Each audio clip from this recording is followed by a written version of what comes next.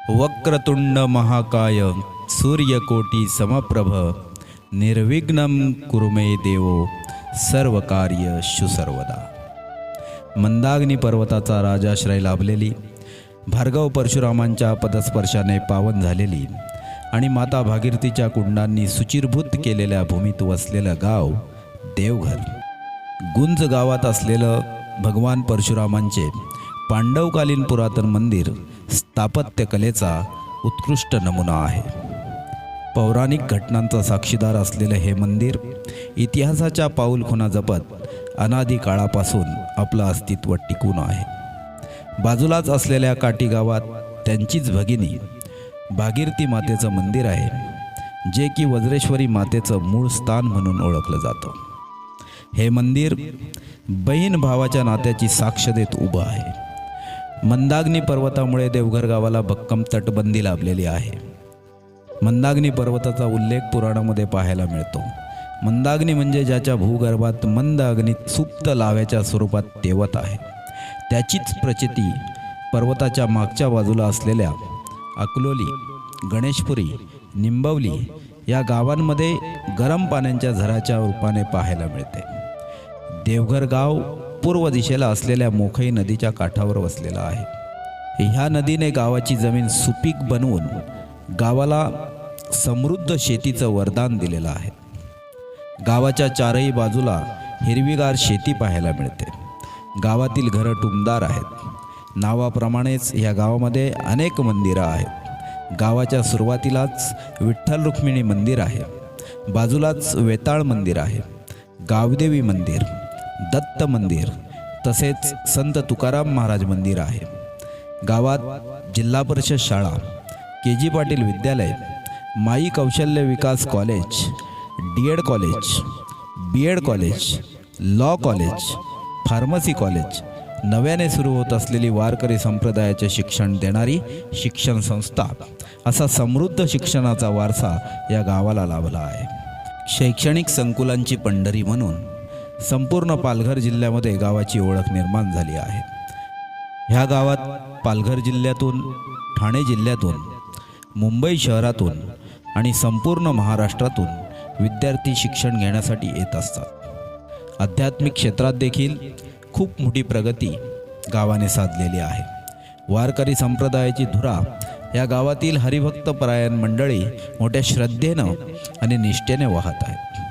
गावातील सुप्रसिद्ध कीर्तनकार, प्रवचनकार, गायनाचार्य, मृदुंगमणी आपल्या हिंदू धर्माची सेवा करत आहेत। आर्थिकदृष्ट्या देखील गाव समृद्ध आहे। सुप्रसिद्ध उद्योजक या गावात वास्तव्यास आहेत। सरकारी नोकरीतील अधिकारी वर्ग, शिक्षक वृंद, खाजगी क्षेत्रात, IT क्षेत्रात, कॉर्पोरेट क्षेत्रात कार्य करणारे उच्च विद्याविभूषित तरुण ठाणे, मुंबईसारख्या शहरांबरोबरच अमेरिका, इंग्लंड, जर्मनीसारख्या पाश्चिमात्य देशात कार्यरत राहून आपल्या गावाची शान वाढवत आहेत। राजकीय क्षेत्रात देखील संपूर्ण जिल्ह्याचे नेतृत्व करणारी सुपरिचित व्यक्तिमत्वे आपल्या गावामध्ये वास्तव्यास आहेत।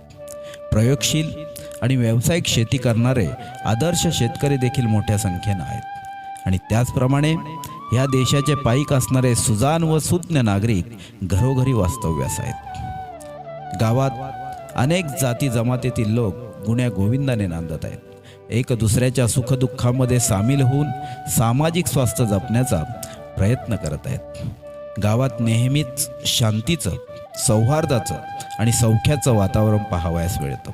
गावातील सर्व ग्रामस्थ एकत्र येऊन सण समारंभ, उत्सव, विविध धार्मिक कार्यक्रम एकोप्याने साजरे करतात। एक गाव एक होळी, एक दिवाळी, एक गणपती ही संकल्पना पूर्वापार चालत आलेली आहे आणि आज देखील तीच परंपरा या गावाने जपलेली आहे। गणपतीचा सण हा कोकणातील सणांचा राजा म्हणून ओळखला जातो। गावातील समृद्धतेचा वारसाही ह्याच गणपतीच्या सणाने गौरवशाली केलेला आहे। आमच्या गावातील गणेशोत्सवाचा इतिहास देखील तितकाच रंजक आहे। पारतंत्र्याच्या काळामध्ये समाज एकत्र यावा, त्यातून समाज प्रबोधन व्हावं, स्वातंत्र्याची भावना जनमानसामध्ये निर्माण व्हावी, ह्या उदात्त हेतूने संपूर्ण भारतभर ज्यांनी गणेशोत्सवाची स्थापना केली ते लोकमान्य टिळक त्याच स्वातंत्र्याच्या मंतरलेल्या काळात देवघरसारख्या अतिदुर्गम भागात गणेशोत्सवाची मुहूर्तमेढ रोवण्याचे महन मंगल कार्य ह्या गावचे सुपुत्र महादेव राम पाटील ह्या तरुणाने केले आणि इथून 100 वर्ष अगोदर दिव्यत्वाची प्रचिती देणारी अद्भुत घटना देवघरमध्ये घडली आणि त्याच वर्षी गणेशोत्सवाला भेट देण्यासाठी गांधीजींचे पट्ट शिष्य बुधान चळवळीचे प्रणेते दस्तूरखुद्द विनोबा भावे यांची उपस्थिती लाभली. हाच देवघर गावाचा इतिहास सुवर्ण अक्षरात लिहिला गेला.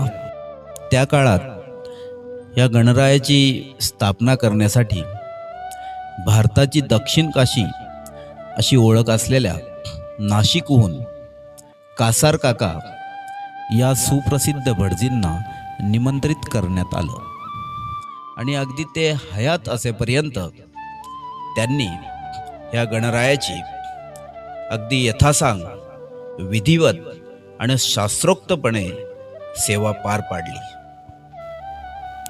हाच देवघर गावाचा सुवर्ण अक्षरात लिहिला गेलेला इतिहास प्रत्येक देवघरवासियाच्या मनात कायम स्वरूपात कोरला आहे.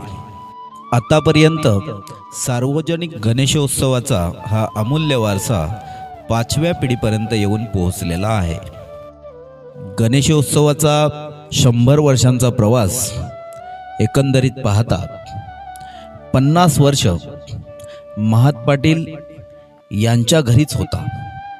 तदनंतर श्री नारायण हरी पाटील यांच्या घरी तो विराजमान झाला.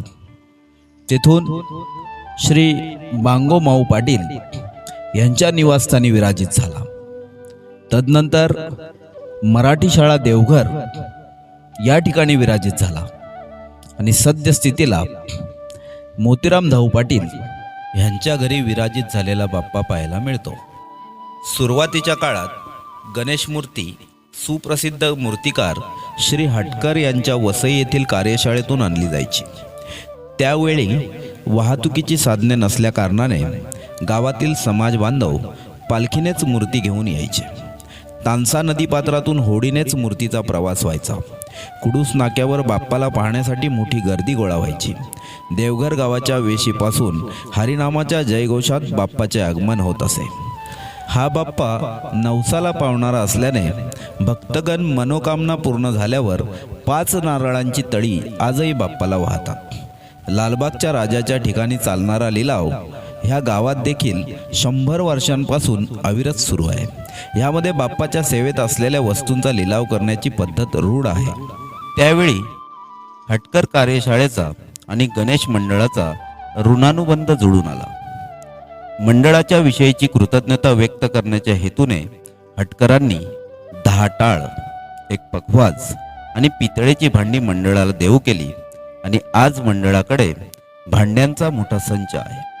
मंडळाच्या सभासदांना सामाजिक आणि वैयक्तिक कार्यक्रमासाठी ही भांडी विनामूल्य दिली जातात.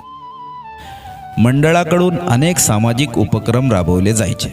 निरक्षर लोकांना साक्षर करण्यासाठी कैलासवासी महात पाटील यांच्या प्रेरणेने गुरुवर्य कृष्णा बाळू पाटील राहणार कोण यांच्या मार्गदर्शनाने रात्रीचे प्रौढ शिक्षणाचे वर्ग सुरू केले.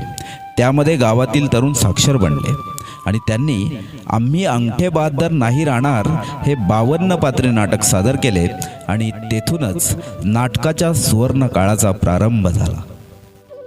यंदा शतकपूर्ती सोहळ्यासाठी गावातील होतकरू तरुणांकडून संपूर्ण गावाचा आकर्षक देखावा रेखाटण्यात आला आहे.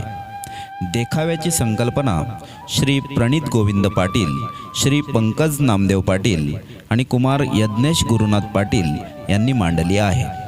त्यामध्ये अनेक शाळकरी मुलांनी उत्स्फूर्त सहभाग घेतला आहे. शुद्ध बीजापोटी फळे रसाळ गोमटी ह्या उक्तीप्रमाणे संस्कारांची बीजे या गावात पडली. त्यामुळे गेल्या शतकभरापासून या गावात संस्कारक्षम आणि कर्तव्यदक्ष मने आकाराला येत आहेत. त्यामुळेच पूर्वजांनी निर्माण केलेला समृद्ध आणि सशक्त वारसा आज तागायत टिकून आहे। या गणेशोत्सवाच्या माध्यमातून येणाऱ्या पिढीसाठीचा संदेश हाच असेल की तरुण पिढी व्यसनाधीनतेपासून दूर राहणारी, सुदृढ आणि निरोगी शरीर जपणारी, 100% साक्षर बनून, उच्च विद्याविभूषित बनून, काळानुरूप स्वतःमध्ये बदल घडवून आणणारी, काळाच्या सर्व कसोट्यांतून खरी उतरत यशाची सर्व शिखरे पादाक्रांत करत असताना विज्ञानाची कास धरत सत्कर्माचा आणि धर्माचा अंगीकार करून प्रखर राष्ट्राभिमान जागृत ठेवणारी असावी। सौजन्य श्री प्रवीण मार्तंड पाटील, राहणार धुकटण, श्री जितेंद्र वासुदेव पाटील, राहणार देवघर, श्री स्वप्नील विजय पाटील, राहणार देवघर। विशेष आभार वेद सावंत म्युझिक यूट्यूब चॅनल। माहिती संकलन श्री विजय पांडुरंग पाटील, देवघर। छायांकन AS फोटोग्राफी, दुगाड, असनोली। ध्वनी संपादन अथर्व हिरामन सावंत, अंबिस्ते, खुर्द। शब्दांकन वंदेश सदानंद पाटील, देवघर। सार्वजनिक गणेशोत्सव समिती, देवघर, सन 2025। अध्यक्ष श्री बळीराम लक्ष्मण पाटील, खजिनदार श्री बबन कृष्णा पाटील, सचिव श्री पंकज नामदेव पाटील, उपाध्यक्ष श्री विनायक गणपत पाटील, सदस्य जगन्नाथ आबाजी पाटील, मोतीराम धाऊ पाटील, सचिन सदाशिव पाटील, विलास काळूराम पाटील, चंद्रकांत त्र्यंबक पाटील, अनंता भिवा पाटील, दयानंद काशीनाथ निपुर्ते, दामोदर गणपत पाटील, राजेश अमृत पाटील, यतीन संजय पाटील, निहार किशोर पाटील। धन्यवाद।